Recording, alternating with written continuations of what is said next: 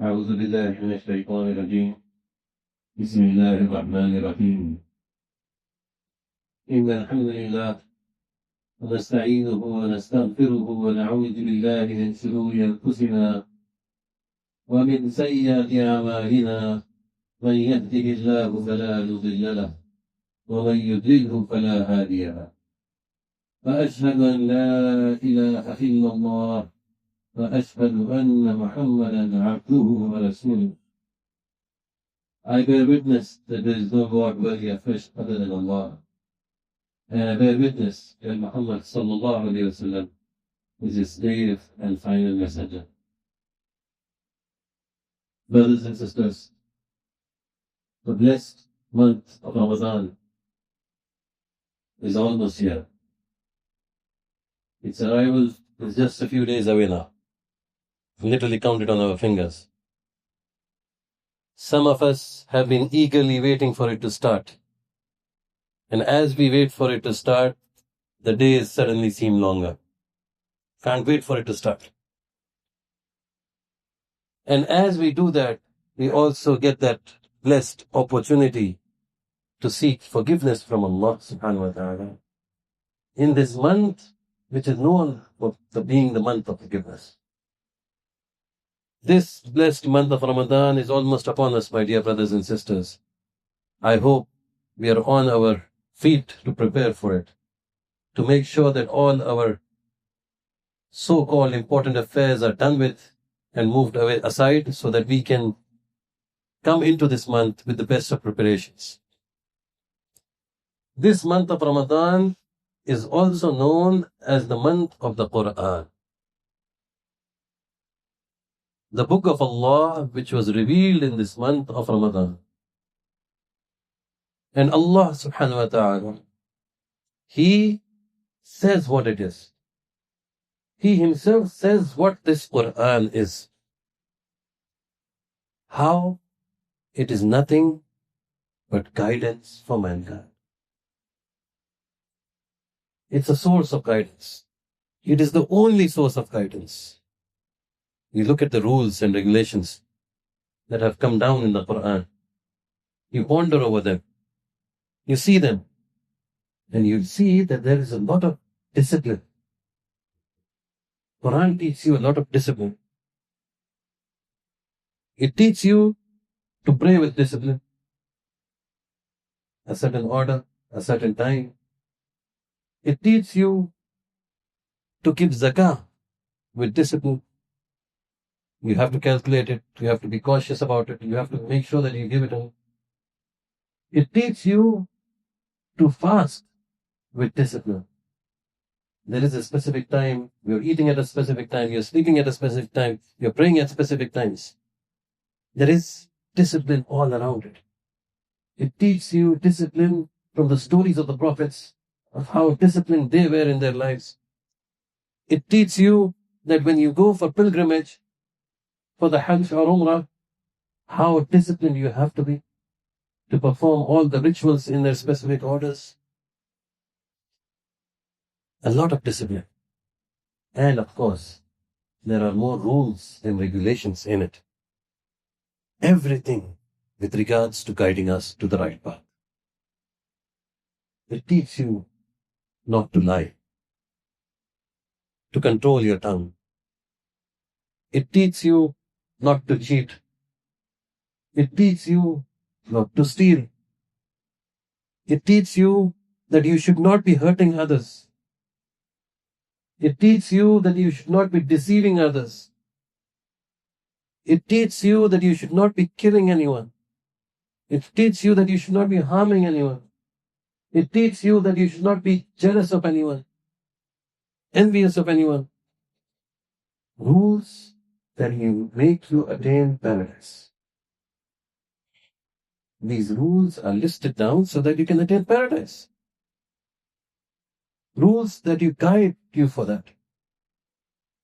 And there are rules of morality. How do you dress up? Dress in a modest manner. Think about the ways you use your tongue, making sure that you are not vulgar in any way, making sure that the words that come out from your mouth are not immoral in any way. The same tongue that uses the name of Allah cannot be using immoral words, cannot be using vulgar language. It teaches you not to be immoral in your actions. A body that has been given to you by Allah. The Quran teaches you not to keep bad company that will influence you and take you further away from the Sirat al-Mustaqim. It teaches you a lot of things. And all these things, if we discipline our own selves in all of these ways, then there is nothing left. Then there is nothing that can stand between you and success. Success in this dunya as well as the akhirah. You know, there are people out there who look at Islam and say, too many rules, too many regulations. Yes, there are. So, if those rules and regulations are there to guide you to paradise, why not? Why should you have them? Why should I not have those rules and regulations handy in hand to get my Jannah, to get my paradise? And the Quran is giving you clear-cut signs of how you can attain it. Subhanallah. Allah subhanahu wa ta'ala tells us in the Quran about the earth and what He has created. He tells you about the moon. He tells you about the sun. He tells you about the stars. He tells you about the universe. He tells you about the past generations. He tells you about things happening while you're alive. He tells you things what are going to happen in the future. It makes you wonder. For those who want to ponder, think about it, the various stage of a human being's growth, from birth till death. It shows you how magnificent your Creator is. Rabb al-Alameen is unbelievable. He is amazing beyond us. The Quran has guidelines, my dear brothers and sisters. Things that you can do and things that you should not do. Things that are good for you, things that are bad for you. And Allah is telling us, this Quran, He has given it different names by Himself. He has called it the Furqan. Furqan. Amazing names that Allah subhanahu wa ta'ala Himself has described this book in. Quran means something that you read, while Furqan means the criteria, the rules, right, that you need to follow to live this life. Distinguish between good and bad, between what is right and wrong, good and evil, name it. Subhanallah. The beauty of these names itself is something to ponder about. Different ways that Allah subhanahu wa ta'ala is telling us. And He's telling us, oh people, what has come to you from your Lord? A reminder. A beautiful reminder. A warning. And a reminder. For you to be on the right path. For you to be on the Sirat al-Mustaqim. For you to understand what is right and wrong. It is a cure. The Quran, it is a cure. Especially it is a cure for the diseases of the heart. A cure for the diseases of the heart. Diseases that exist in our chests. Things that we think about. Physical ailments. Mental ailments. Emotional ailments. Spiritual ailments. The Quran, it has a shifa for all of it. If you consider it that. If you consider it that. And the number one and most important bit is the spiritual pureness. As long as you have conviction, you have faith in Allah, in the word of Allah, in what is coming to you. You have a sense of calmness that what this Quran says is by the dot, 100% the haqq, the truth. You need to be happy. You need to be content with that. You need to show a sense of calmness towards it. Then the materialistic world doesn't exist for you beyond that. It doesn't matter what you have in life after that. Because your faith becomes unshakable. All that matters to you is that akhirah. You're living this life, but it is for the akhirah. That's what you want to do then. This Quran, the past stories from the prophets. Amazing stories. Some of them it is hard to believe, but you should believe. You must believe. It is by the word of Allah. This Quran, my dear brothers and sisters, it is a gift from Allah. A gift from Allah to us. And this blessed month of Ramadan, the month of the Quran, another gift from Allah coming into our lives. Let us make sure that if we live beyond the next few days to see Ramadan, let us connect back to the Quran. Let us connect back to the book of Allah. If we have gone away from it, for one reason or the other, no matter what it is, the opportunity has come knocking again. Connect back with the Quran, my dear brothers and sisters. The Quran cures something which is really evil. Jealousy. Jealousy and envy. Ill feelings towards one another. The Quran can cure that. The Quran can cure this. Believe it. Believe in it. If your belief is strong, then this jealousy will go away. What is this jealousy? It's basically saying that somebody has something or someone has become something that you want. You don't really want them to have it, you want it yourself. You want it for yourself. You're not liking it, that somebody else has got it, and you're feeling jealous. That's what it's called. But think about it, my dear brothers and sisters. You are saying Allah subhanahu wa ta'ala has done something wrong? Are you saying that the qadr of Allah subhanahu wa ta'ala is wrong? That if He has given something to someone that was wrong, you're questioning the will of Allah? That He was not supposed to be given that? You're questioning the decision of Allah? Everything happens by the will of Allah. Everything. Every breath that we take. Every car that you might buy. Every house that you might buy. Every morsel of food that you may eat comes from Allah. None of us can change. None of us. So don't question the will of Allah. Don't be unhappy with the distribution of Allah. That Allah will so and so to have something which you do not have. The right approach might be that you pray to Allah. Ask Allah for it. Ya Allah, you have given such and such a thing to so and so. Bless me with the same. Don't go the negative path. Don't say, why were they given? Give it to me only. That's where the negativity comes. Be happy for them. And seek it for yourself as well. This Quran, my dear brothers and sisters,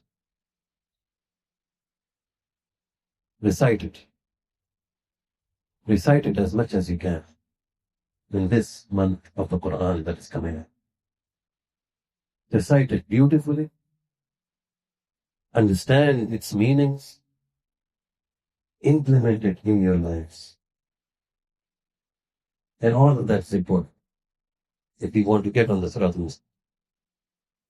You cannot just think, I'm a Muslim and things will sort itself out. It will not. You need to make the efforts. You need to go towards the right path. You need to go towards the Quran. You need to go towards Allah. And then you see the benefits. And then you see the benefits. How the ill feelings in your hearts go away. How it doesn't matter anymore. How it is only Allah and the Akhirah that will start mattering to you anymore. The cure in the Quran. By the word of Allah subhanahu wa ta'ala. And it even cures things that we might not necessarily see with the naked eye. The Quran cures things that are amazing. And for example, you might recite the Ayat al-Kursi. You might recite Surah Falaq and Surah Nas. And an evil eye that you cannot even see, you will be protected from it. Amazing belief. If you can have in the Quran, this is the value of it. Just one example. Many examples of which surahs should be read at what time, how many times, so that you can save yourself from the shaitan, from the devil, from the jinn kind, from the evil eye, things that we cannot see. Yet, it will protect us. The Quran has that power. Surah Fatiha, the opening surah of the Quran, the dua that you're seeking from it, we recite it in every single rak'ah. Ponder over the meanings. Mean it when you recite Surah Fatiha. You really want to get on the Sirat al-Mustaqim. You really want to get away from being someone whom Allah does not like. Someone who angers Allah. You want to stay away. You don't want to be like them. Ponder over the meanings of Surah Fatiha and recite it when you do it. Every single rak'ah we are reciting. But how many of us ponder over it? How many of us are thinking about it? Let us change if we are not. Let us change if we are not. And for those of us who are pondering, let's ponder even more. The depths of the Quran are unbelievable. The more you recite it, the more you try to understand it, you will keep falling deeper and deeper into it. Islam has a wealth of knowledge. Let us get exposed to it. Let us take the opportunity to grab it in this month of the Quran, Ramadan.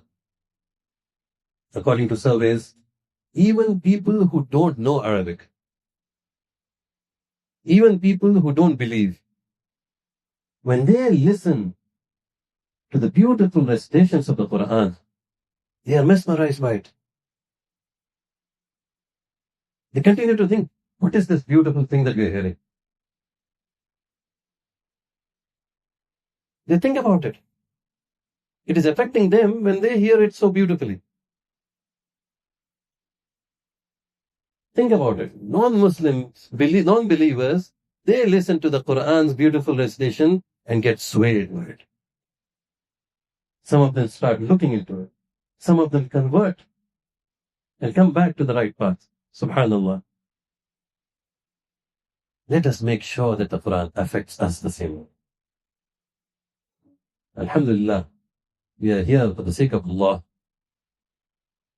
Let us make sure that we are making more efforts towards coming towards Allah. This Quran is beautiful, my dear brothers and sisters. And the Ihdina as-Sirat al-Mustaqim, that is the only way. Let us be guided to the right path. Let us continue to pursue it. Let us make it affect us as much as possible. Cure in the Quran. Allah, may He guide us all. The guidance is, of course, in His hands at the end of the day. If you believe firmly that you will achieve guidance and you will achieve mercy from the Quran, trust me, my brothers and sisters, you will get it, inshallah. Bismillah. Like I said, there are non-believers who just get swayed by it so much. There are numerous examples. Why are so many people in the West converting? Because they're pondering over the Quran. They're pondering over its meanings. They're not able to find faults in it. That's what we need to do. Ponder over it. Think about the meanings. Understand it. The Quran tells us that Allah subhanahu wa ta'ala says that He has given us spouses as a means of safety, as a means of comfort. Do we look upon our spouses in that way? As a means of mercy? Do we look upon them in that sense? Or do we only find faults in them? Something to ponder. If the Quran is saying that they are a mercy, they are something of security, of safety, of cover, then it must be the case. If you truly believe in the Quran, look at it in that way. Some of us lose jobs. We become anxious. Some of us lose our loved ones. We become depressed. We face some kind of financial difficulties, and we are fallen. We fall to our feet. We don't know how to get up again. The answer is in the Quran. Look towards the Quran. Let it resolve all your issues, my brothers and sisters. The Quran has it all. People struggling in different parts of the world. People struggling to even breathe. They're struggling to stay alive. They're struggling to stay alive, my dear brothers. Yet some of their faith is unshaken. Unshaken. Let us look towards them as inspiration. Can we be similar? Can the Quran help us in these manners? Look at these stories happening right in front of us. Trust of Allah subhanahu wa ta'ala. Trust the will of Allah subhanahu wa ta'ala. When He says that we are going to be meeting in the hereafter, believe it with conviction. It is bound to happen. The akhirah is bound to happen. Inshallah, we will be meeting each other there. As good believers. As companions in Jannah, inshallah. That is what we want to do. That is where we want to go. Make sure that the Quran brings that calmness over you. Let the Quran overcome you. Love the Quran the way it deserves to be loved. Go back. Reach out to it. Don't let it sit on your shelves and gathering dust. Let us not be amongst those. We don't know, and Allah knows. Allahu ya'lamu wa antum la ta'lamun.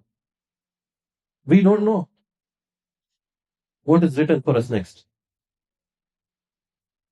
What we have in hand, the time that we have in hand, let's use that. Let's use that to the best of our abilities. Are we praying? Yes, alhamdulillah, we are all here for that. Are we a reasonably good person? Alhamdulillah, I believe so, that we all are. Trust in Allah. Trust in Allah. Make a step towards Him, inshallah. See how you fall back in line. Everything will be okay, inshallah, after that. And it is from the mercy of Allah that He is saying, you take that one step and things will take care of it. It is a mercy from Allah that He's saying that. Sabrun Jamilun. If you are having a good time in your life, be thankful for it. Alhamdulillah, that Allah has given you some good days. When you see the bad days, do not get depressed. Sabrun Jamilun. Stay patient. Turn towards Allah. The kind of patience that the Prophet showed, let us show the same patience. Don't let stress kill you. Right? Some people just let stress kill them so much. It goes bang and bang, one organ at a time. Let's not get into that. Help yourself. Allah, the Quran is the solution. Call out to your Creator. Worship Him. Make dua to Him. And things will fall in place, inshallah. Allah gives you the stress only as much as you can bear. Only as much as you can bear. So there is a guarantee Allah is not going to give you more than what you cannot bear. So when He is giving you that guarantee, understand that whatever troubles you're facing, be calm, be patient in that. The right time is coming. May Allah subhanahu wa ta'ala help us in understanding what this Quran is. The beauty of it, the cures in it, the guidance in it. May Allah subhanahu wa ta'ala help us to recite it as much as possible. As this blessed month of Ramadan comes up, may He help us to see it and witness it and be a part of it in the best ways possible. And we come back to the Siratul Mustaqim as much as possible. And inshallah, may Allah subhanahu wa ta'ala grant us that elusive Jannah, inshallah. Wa akhiru da'wana alhamdulillah. Break the sunnah, it's fine.